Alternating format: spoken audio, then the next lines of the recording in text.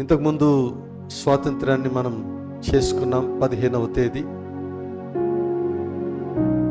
కానీ అదేం స్వాతంత్రం కాదు. మన భారతదేశానికి స్వాతంత్రం వచ్చిన మాట వాస్తవం, కానీ ఆ స్వాతంత్రం సస్టైన్ అవ్వలేదు. Freedom, independence is true for India, but that freedom and independence is not sustained. Sustained అంటే అది కొనసాగలేదు. సరిగ్గా ఒకరోజు ముందే కోల్కతాలో ఒక డాక్టర్ గారు భయంకరంగా అత్యాచారం చేయబడి చంపబడ్డారు. మన దేశం ప్రత్యేకత ఏంటంటే, ఎవరికైనా ఏదైనా ఇలాంటి ఇన్సిడెంట్ జరిగినప్పుడు ప్లకార్డులు పట్టుకొని క్యాండిల్ సర్వీసులని, జులూస్లని, ర్యాలీలని 4 రోజులు హడావిడి చేస్తాం. ఆ తర్వాత మామూలే. మన కళ్ళ ముందు ఎన్ని జరగలేదు, ఇప్పటికి చాలా సంఘటనలు జరిగాయి. ఎవరు పట్టించుకునేవారు లేరండి. మన దేశంలో మార్పు రావాలంటే ఆధ్యాత్మిక చైతన్యం కలగాలి. మన దేశంలో శాంతి భద్రతలు పెరగాలంటే సర్వోన్నతుడైనటువంటి శాంతి మూర్తి అయినటువంటి శాంతి దాత అయినటువంటి యేసుక్రీస్తు ప్రభు అది చేయాలి.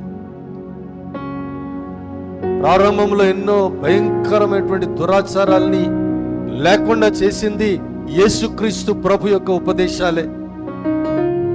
ఒక పురుషుడు చచ్చిపోతే, ఆయన కాలిపోతూ ఉంటే స్త్రీ కూడా వెళ్ళి దాంట్లో దూకి చావాలి.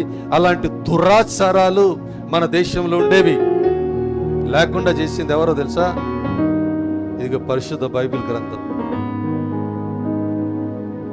మళ్ళీ స్త్రీ చనిపోతే పురుషుడు వచ్చి దోక్కనక్కర్లా.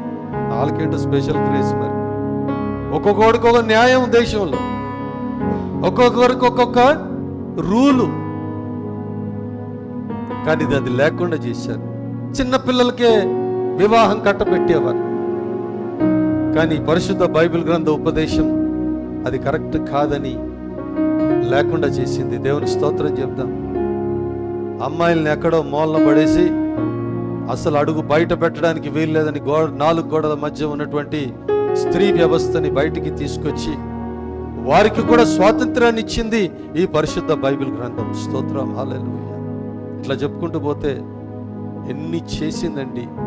అందుకే అన్నాను నేను, ప్రభు యొక్క ప్రమేయం ఉంటేనే దేశం బాగుపడుతుంది.